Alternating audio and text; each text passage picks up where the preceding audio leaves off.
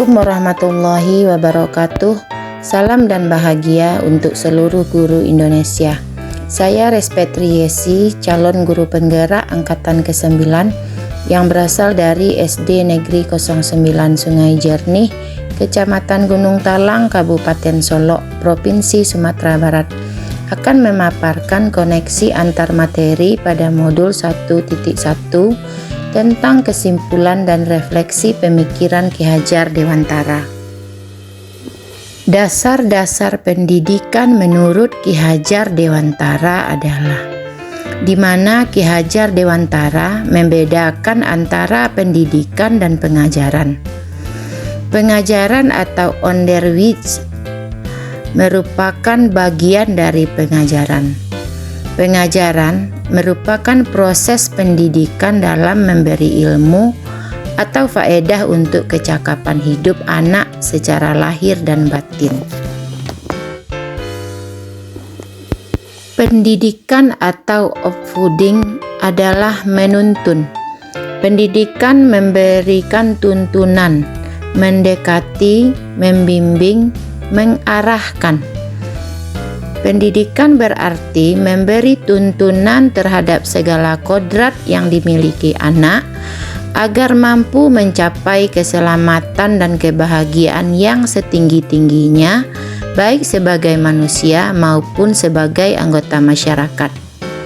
Pendidikan merupakan tempat persemaian benih-benih kebudayaan dalam masyarakat untuk menjadikan manusia yang beradab. Pendidikan adalah tempat dijadikan sebagai ruang berlatih untuk tumbuhnya nilai-nilai kemanusiaan yang dapat diteruskan atau diwariskan. Dari konsep di atas dapat dipahami bahwa pendidikan yang berarti menuntun, ibaratnya kita sebagai pendidik adalah bagai seorang ibu, seorang ayah atau seorang kakak yang menuntun anak yang baru belajar berjalan. Kita harus tuntun, kita harus bimbing, kita arahkan si anak dengan sebaik-baiknya, dengan sepenuh hati agar si anak tidak terpeleset, tidak jatuh, dan tidak tersakiti jiwa dan perasaannya, agar keinginannya dalam berjalan bisa tercapai dan si anak tidak mudah menyerah.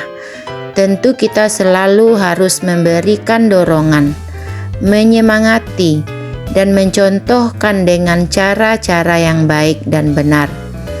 Hal itulah yang dipakai oleh sang pelopor pendidikan nasional Indonesia, bahwa pendidikan itu sejatinya menuntun anak sesuai dengan kodrat yang sudah mereka miliki sejak kecil.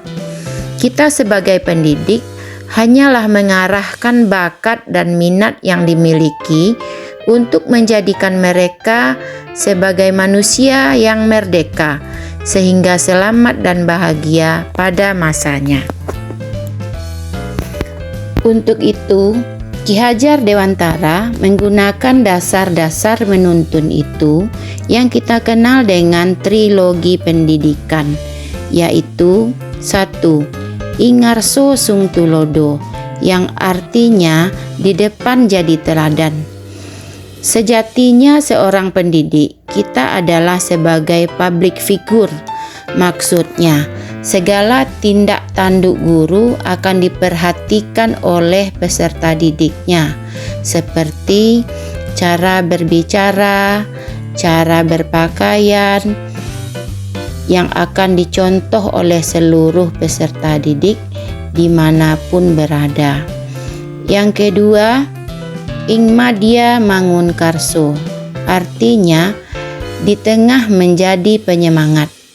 Nah, pada tahap inilah seorang pendidik akan melihatkan perannya sebagai pendidik yang menuntun peserta didik untuk menjadi bahagia dalam proses pembelajaran di kelas dengan cara membangun kreativitas belajar, inovasi, membangun inisiatif-inisiatif baru pada hal-hal yang positif sehingga peserta didik bersemangat untuk mengikuti pembelajaran. Yang ketiga, Tutwuri Handayani, artinya di belakang menjadi pendorong. Tutwuri adalah mengikuti dan menuntun peserta didik.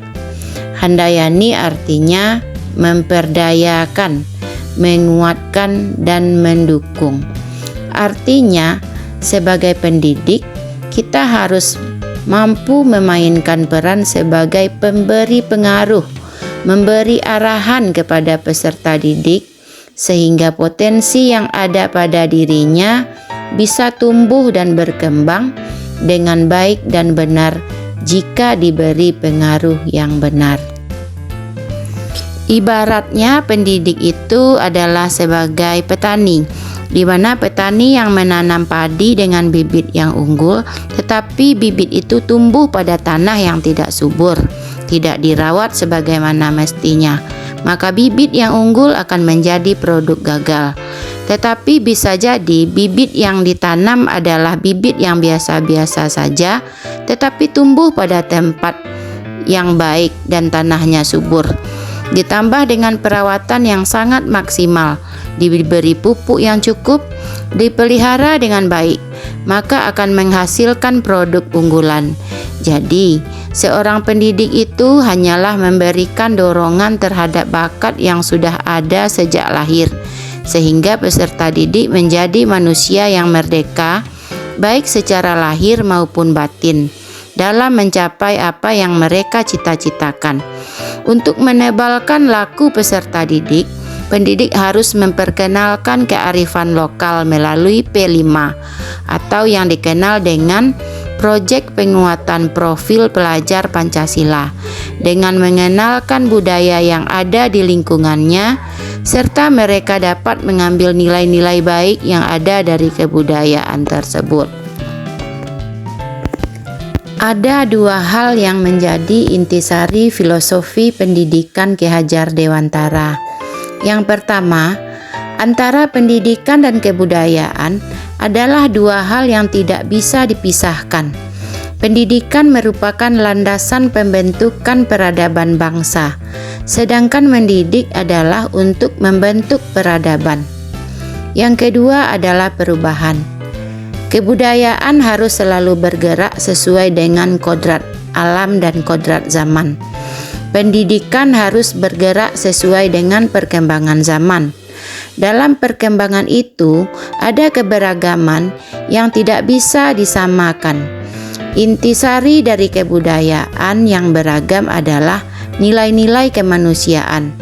Begitupun dengan karakter anak yang mempunyai fitrah yang berbeda-beda, seperti planet yang beredar mengelilingi matahari, ada yang cepat dan ada yang lambat. Relevansi pemikiran Ki Hajar Dewantara terhadap transformasi pendidikan yang kita lakukan adalah perubahan. Menurut Ki Hajar Dewantara ada 3 kerangka perubahan. Yang pertama, kodrat keadaan, yaitu kodrat alam dan kodrat zaman. Yang kedua, prinsip melakukan perubahan atau azas trikon, yaitu kontinuitas, konvergensi, dan konsentris.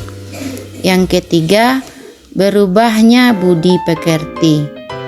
Budi yang berarti cipta, rasa, dan karsa. Pekerti artinya raga atau tenaga, di mana antara budi pekerti harus seimbang. Maka akan terciptalah pendidikan yang holistik yang akan menciptakan kesempurnaan budi pekerti dan membawa seseorang kepada kebijaksanaan. Pendidik harus memandang peserta didik dengan rasa hormat, karena orientasi pendidikan adalah peserta didik. Pendidikan yang menghambakan diri pada peserta didik. Adapun yang menjadi tujuan pendidikan adalah untuk memelihara diri, Karena dengan pendidikan, seseorang akan memperoleh ilmu pengetahuan. Dengan ilmu semuanya akan berkualitas, sehingga akan menghasilkan seseorang yang berakhlak mulia dan mencipta karya. Yang kedua, tujuan pendidikan adalah untuk menjaga dan memelihara bangsa. Yang ketiga, tujuan pendidikan adalah untuk menjaga dan memelihara alam semesta. Yang saya percaya tentang murid dan pembelajaran di kelas sebelum mempelajari modul 1.1 adalah: 1. Dalam proses pembelajaran selama ini, saya sering menganggap bahwa murid akan memahami setiap materi yang disampaikan dengan cara menyajikan materi sesuai keinginan saya sendiri. Atau boleh dikatakan, pembelajaran itu teacher center. Yang kedua, target mendidik adalah materi. Jika materi sampai, anak memperoleh nilai bagus. Jika anak tidak memperoleh nilai bagus, maka saya akan merasa kecewa, lalu akan merasa jengkel dan marah. Perubahan pemikiran atau perilaku yang dialami setelah mempelajari modul 1.1. Yang pertama, dapat merubah mindset atau pola pikir saya tentang cara mendidik dan mengajar di kelas, sesuai dengan filosofi pendidikan Ki Hajar Dewantara, bahwa mendidik bukan hanya sekedar memperoleh ilmu pengetahuan dan nilai angka, tetapi ada yang jauh lebih penting dari sekedar nilai angka. Pendidik juga harus membimbing tumbuhnya budi pekerti, sehingga pendidikan menjadi seimbang dan menghasilkan manusia yang bijaksana.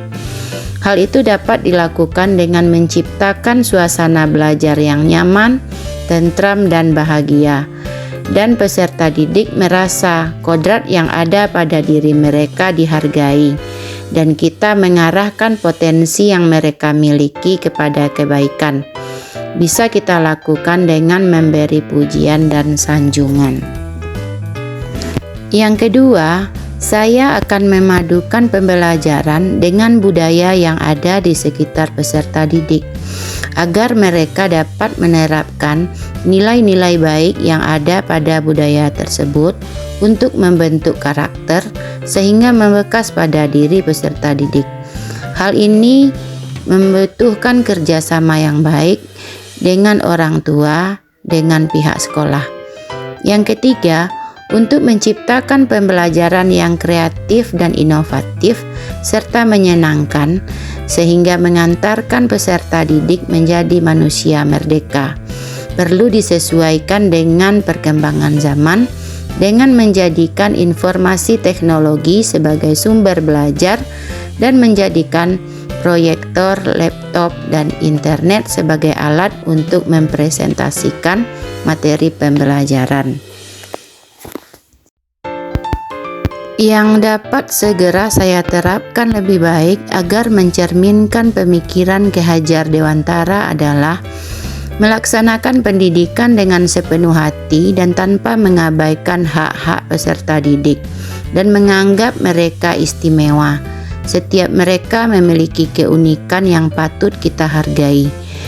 Jangan bedakan mereka, tuntun mereka menjadi yang terbaik dengan membangun kolaborasi dengan orang tua untuk membentuk karakternya dan menyajikan materi dengan menggunakan informasi teknologi sebagai sumber belajar dan belajar dari alam di sekitar sekolah dan lingkungan peserta didik.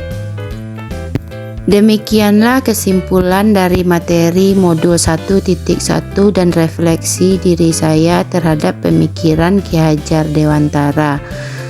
Dan saya akhiri dengan wassalamualaikum warahmatullahi wabarakatuh. Semoga bermanfaat.